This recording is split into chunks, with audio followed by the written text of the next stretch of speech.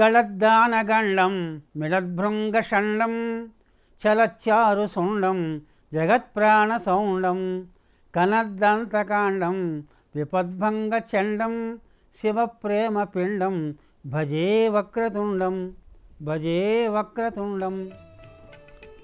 ETV life ఆధ్యాత్మిక channel తమసోమ జ్యోతిర్గమయ అనే కార్యక్రమంలో పురాణ రహస్యములు అనేటువంటి కార్యక్రమానికి స్వాగతం.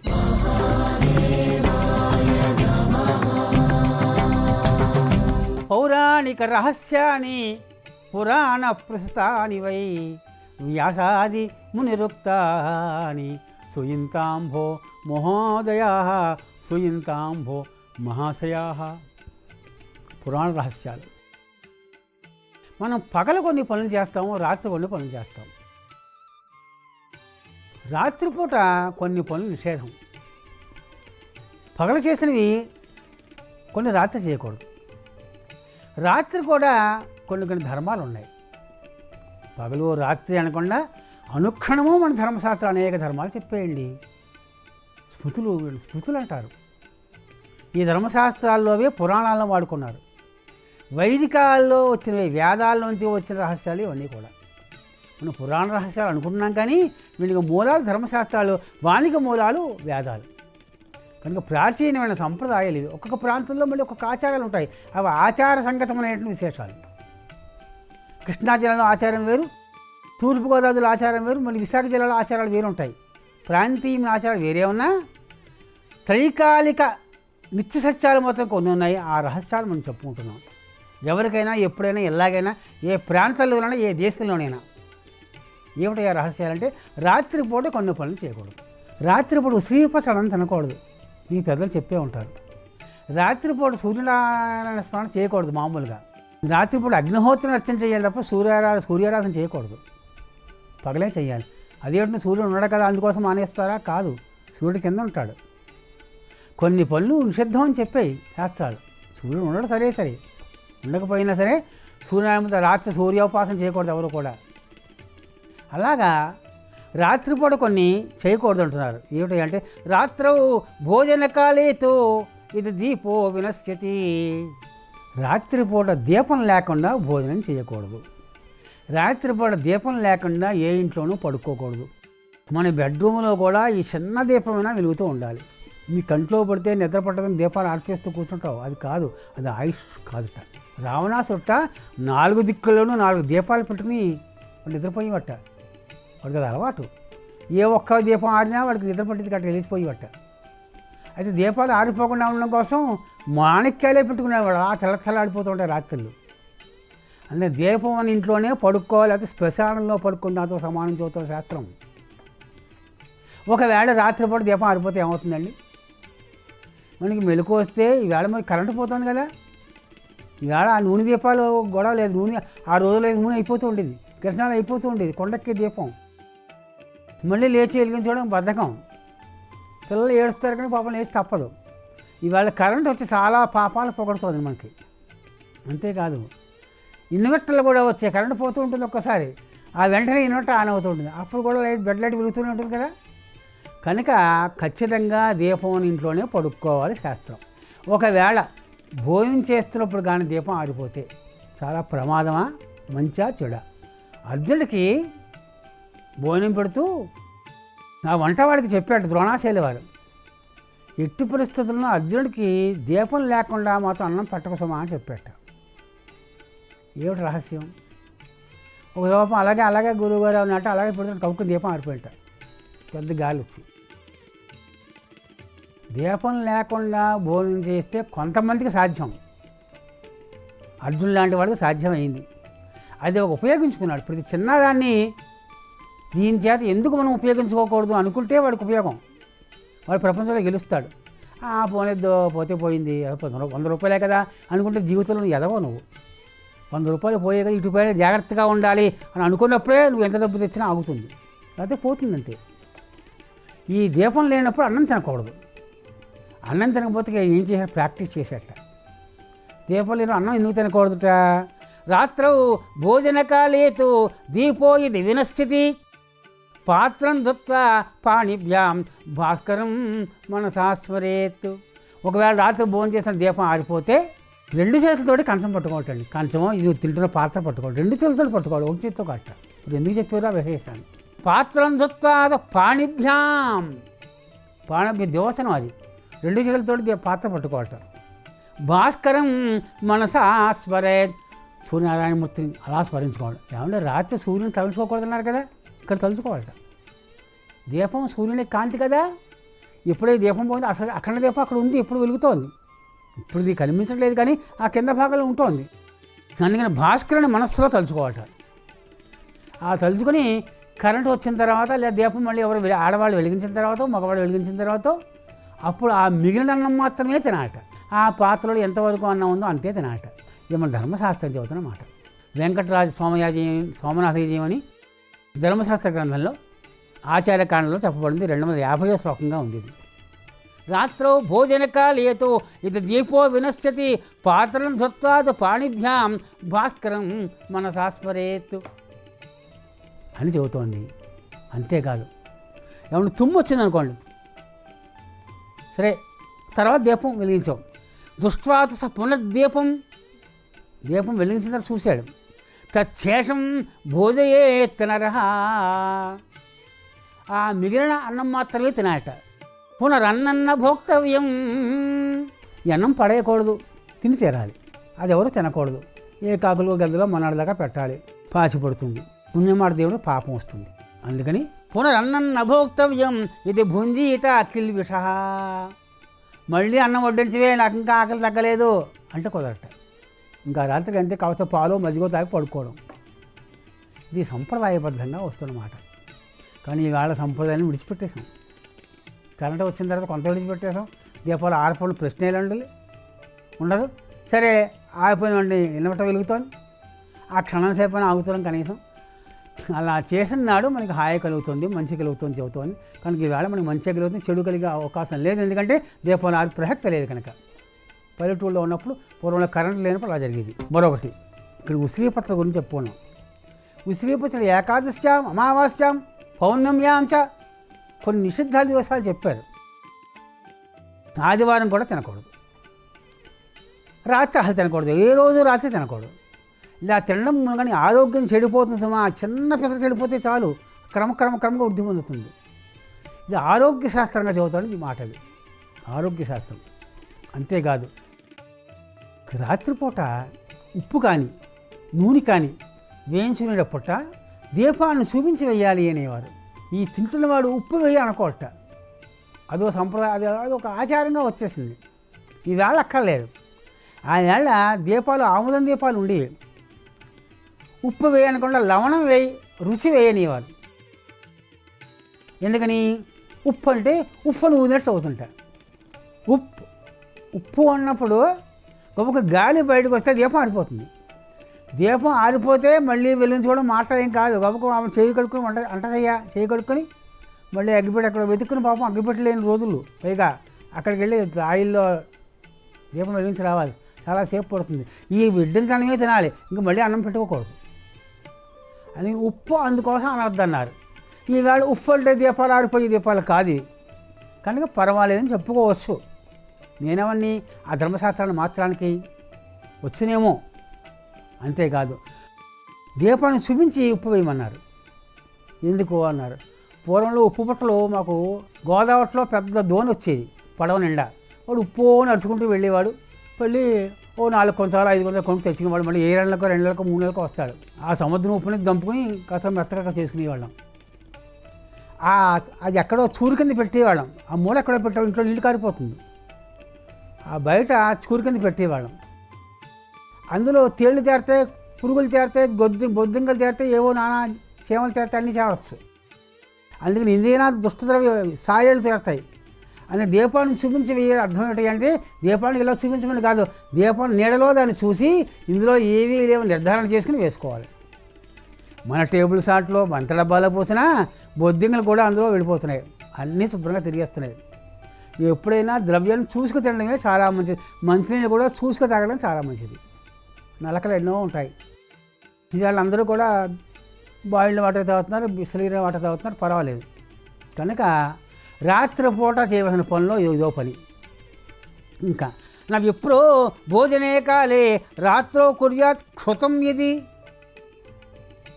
రాత్రి భోజన సమయంలో తుమ్మకోట, తుమ్మితే దానికి పరిష్కారం పరిహారం చేసుకోవాలి. తుమ్ము దాని అంతలో వస్తే ఏం చేస్తాం, మనం ఆపుకుంటాం? ఆపుకోకూడదు. తుమ్ము వచ్చింది, ఏం చేయాలి అన్నారు. ఒకవేళ రాత్రిపూట తుమ్ము వస్తే దానికి ఏ పరిహారం చేసుకోపోతేట యశోహాని నిర్ధనత, నీ కీర్తికి నష్టం కలుగుతుంట, అంటే అపకీర్తి వస్తుంది అని అర్థం.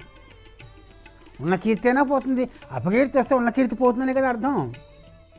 యశోహాని నిర్ధనత, నీ ఉన్న డబ్బు కూడా పోతుంటా.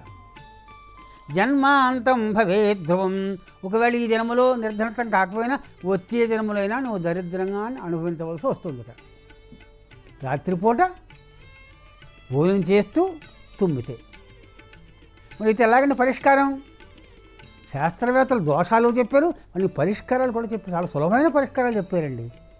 ఏమిటయ్యా అంటున్నారు, తద్దోష శమనార్థాయ, తద్దోష శమనార్థాయ. అన్నం తింటూ తుమ్మేమండి, ఆ పక్క వాళ్ళు ఎవరైనా మీ అమ్మగారో మీ భర్త మీ భార్యో లేకపోతే ఆడవాళ్ళని తింటుంటే భర్తో లేదా సోదరుడు ఎవరో ఒకళ్ళు నెత్తి మీద నీళ్ళు చల్లాట. తద్దోష పరిహార్థాయ శిరసి ప్రోక్షయే జలం, నెత్తి మీద నీళ్ళు చల్లడం దేనికయ్యా అంటే అపవిత్రత పోవడం కోసం. జల్లిట స్వజన్మ, నాయన నీ పేరేమిట్రా, నువ్వు ఎక్కడ పుట్టేవరా అడగాలట. స్వజన్మ ధరణీం జ్ఞాత్వా, నువ్వు ఏ ప్రదేశంలో పుట్టావు, మీ ఊరు పేరు ఏమిటి, మీ ఊరు దైవం పేరు ఏమిటి అని అడిగేవారు చిన్నప్పుడు. మాకు ఏ అర్థమయ్యేది కాదు. తుమ్మితే ఆగరా ఆగరా ముద్ద పెట్టుకోగానే మా అమ్మగారు ఆఫ్ చేసి నెత్తి నీళ్ళు చల్లేవారు. నీ పేరు, నువ్వు ఎక్కడ పుట్టావు, ఆ పుట్టిన ఊరులో అమ్మవారు ఎవరు, దేవుడు ఎవరు అని పేరు అడగాలట. జ్ఞాత్వా దేవతాస్మరణం స్మరేత్, దేవతా స్మరణ చేయండి. విష్ణు పుట్టిన ఊరు పేరు జనని జన్మధరణి, స్వజన్మధరణిం జ్ఞాత్వా దేవతాస్మరణం స్మరేత్, నీ పుట్టిన ఊరి పేరు ఆ ఊళ్ళో ఉన్న దేవత పేరు స్మరించాలట. అప్పుడు ఆ దోషం పోతుంది, నెత్తిమి నీళ్ళు చల్లుకోవాలట. మరి ఎవరండి నీళ్ళు చల్లేది? ఎవరూ లేరండి, నేను ఒక్కడే భోజనం చేస్తున్నామండి, ఇది తుమ్ము వచ్చిందండి. గాడుని చల్లుకొని అంటావా? ఓరి వేరేనాయన చేతులారా అపకీర్తి వస్తుందిరా నీకు. నీ ఇతను నువ్వే నీళ్ళు ఎడచేత నీళ్ళు చల్లుకో, నీ ఊరి పేరు చెప్పుకో, నీ దేవుడి పేరు చెప్పుకుంటూ కూడా పరిహారం చిన్నప్పుడు చేయించేవారండి, ఇలాగా నేర్పేవారు. ఈవేళ విజ్ఞాన శాస్త్రం మరుగున పడిపోయింది, ధర్మశాస్త్రాలు ఎవరు అక్కర్లేదు, చెప్పినా వినరు, ఎక్కడో కొంతమంది వింటారు. కనుక అదృష్టం ఏంటంటే ఇవాళ విదేశాల్లో వాళ్ళు కూడా ఈ మాటలు వింటూ వాళ్ళు అక్కడ ఆచారం బాగా చేస్తున్నారు. నేను మనం చెప్పాలంటే మనకంటే కూడా వాళ్ళు చక్కని ఆచారాలు ప్రతి శుక్రవారం బ్రహ్మాండంగా పూజలు చేస్తున్నారు, లలితా శాస్త్రం పాలన చేస్తున్నారు, లలితాదేవి పూజ చేస్తున్నారు, 10 మంది పిలుచుకుంటున్నారు, 10 మందికి చక్కగా భోజనాలు పెడుతున్నారు, వాళ్ళకి తాంబూలాలు ఇస్తున్నారు, మహాపుణ్యాలు చేస్తున్నారు, నోవులు చేస్తున్నారు. వాళ్ళు అక్కడ మనకంటే చాలా ఉన్నతంగా చేస్తారు అమెరికా మన దేశాల్లో. మన వాళ్ళే అక్కడికి వెళ్ళి చేస్తారు, ఇక్కడ మాత్రం చేయలేకపోతున్నాం, పుణ్యభూమిలో చేయలేకపోతున్నాం, అక్కడికి వెళ్ళి చేస్తున్నామంటే అర్థం చూడండి. మరి అజ్ఞానాత్ ఇది మోహాత్, అజ్ఞానం చేత కానీ తుమ్మేస్తే నీళ్ళు తిరుగుంటే పోతుందా, ఏమవుతుంది అన్న అజ్ఞానం చేత కానీ, మోహాత్యో విప్రో న స్మరేత్ దైవం, ఎవరైతే దేవతని పుట్టిన ఊరిని స్మరించడో వాట ఆయుక్షీణం భవేత్ తస్య. దీనికి దానికి ఎక్కడ సంబంధం ఉందా? నీకు తుమ్ము రావడం ఏమిటి, నెత్తివి నీళ్ళు చల్లుకుంటే ఆ పాపం పోవడం ఏమిటి? అలా నీళ్లు చల్లుకుని నీ ఊరి పేరు నీ దేవుడి పేరు చెప్పకపోతే ఆయుక్షీణం ఏమిటండి? ఆయుక్షీణం భవేత్ తస్య దారిద్ర్యం సంభవేత్ సమశ్నుతే, దరిద్రులు కూడా అవుతాడు. ఎందుకు సంబంధం లేని పనులు ఎందుకు చెప్పారంటారు అంటే తుమ్మే ఒక అపశకనం. ఈ తుమ్ముడు వల్ల అనేక అశోచ కార్యక్రమాన్ని తెలియకుండానే అనేక సూక్ష్మక్రియలు నీ ఒంటిలో పడుతూ ఉంటాయి, చుట్టుపక్కల పడుతూ ఉంటాయి. నీ శారీరక అపవిత్రత కలుగుతుంది, శారీరక అనారోగ్యం కలుగుతుంది. అందుకని క్షుతం వస్తే తప్పకుండా నీళ్ళు చెల్లించుకోండి. అన్యాభావే, మరి ఎవరు లేరండి, ఏం చేయాలంటాము?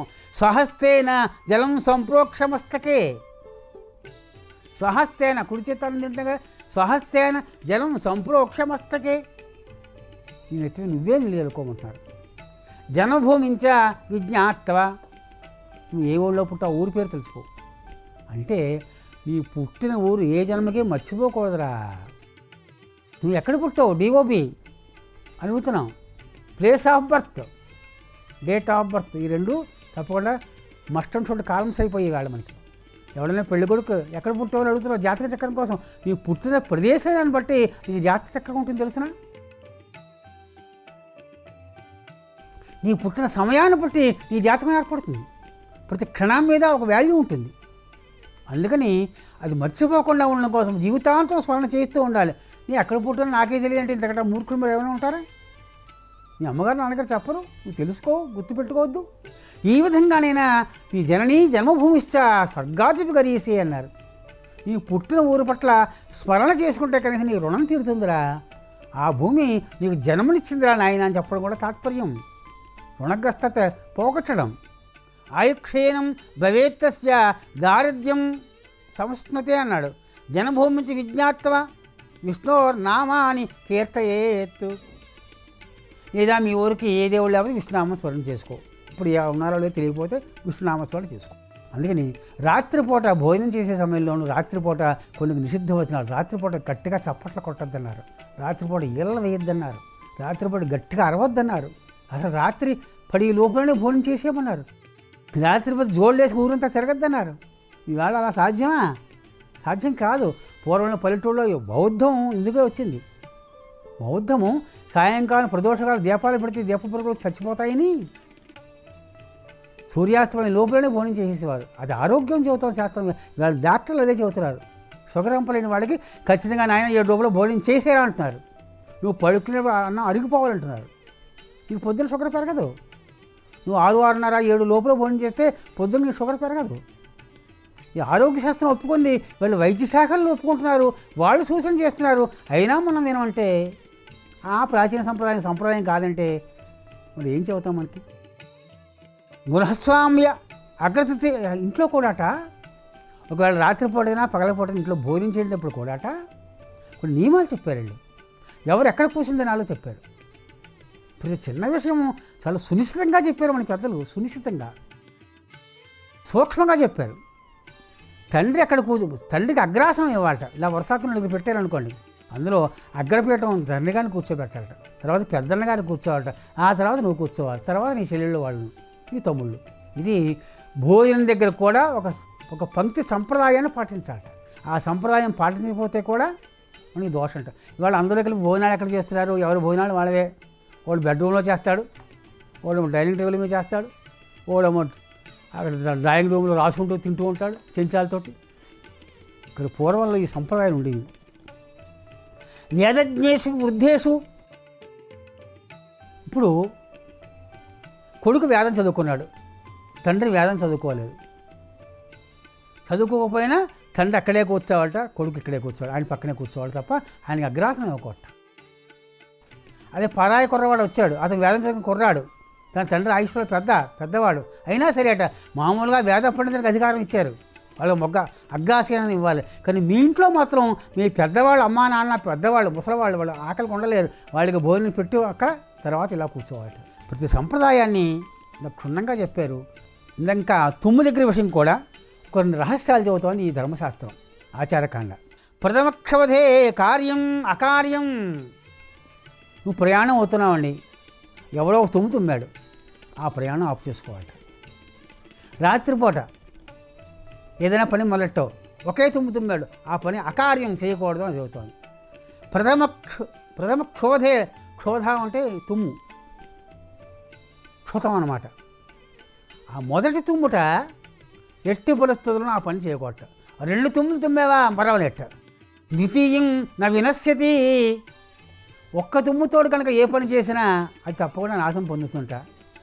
2 తుమ్ముదులు అయితే మాత్రం ద్వితీయం తు నా వినశ్యతి, తప్పకుండా ఆ కార్యం చేసుకోవచ్చట. ఇంకో తుమ్ము దగ్గర ఎదురు చూడాలి మనం, ఒక తుమ్ముతో సరిపెట్టకుండా.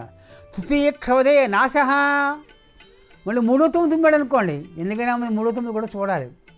2 తుమ్ము తుమ్మాడు వెళ్ళొచ్చరా, ఈ లోపల ఇంకో తుమ్ము తుమ్మాడు వాడు.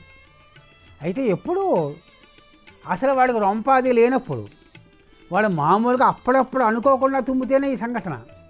వాడు రొంపవాడు ముక్కుబడి పీల్చాడు, తుమ్ములు వస్తాయి. అయితే అమృతాన్ని రాసుకున్నాడు, తుమ్ములు వస్తాయి. అయితే గొట్టు కారం తగిలింది, తుమ్ములు వస్తాయి. అటువంటిప్పుడు కాట. కనుక స్వాభావికంగా ఒక తుమ్ము తుమ్మితే ప్రమాదం మంచిది కాదు, 2 తుమ్ములు తుమ్మితే మంచిది, 3 తుమ్ములు తుమ్మితే అస్సలు పని చేయకోట అని. ఇది తృతీయక్షవదే నాశ ఇది కేచిత్ ప్రత్యక్షతే, ఇది కొంతమంది చూస్తున్నారు. మళ్ళీ ఈ ధర్మశాస్త్రం కూడా 2 వాదాలు వచ్చాయి. ఆ 2 వాదాలను కొంతమంది చెప్పిన వాదం చెప్పాడు.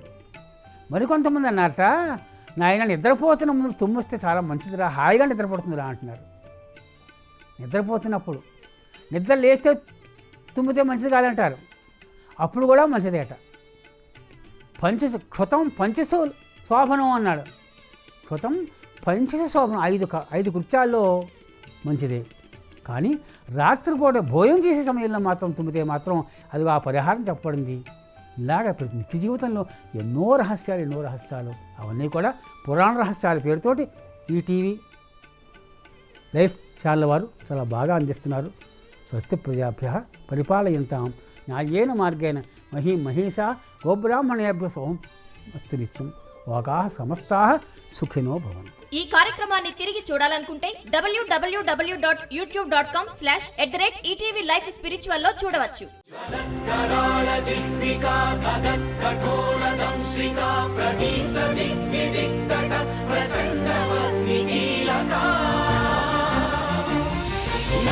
సహస్ర శత సహస్ర కోటి కోటి కేశ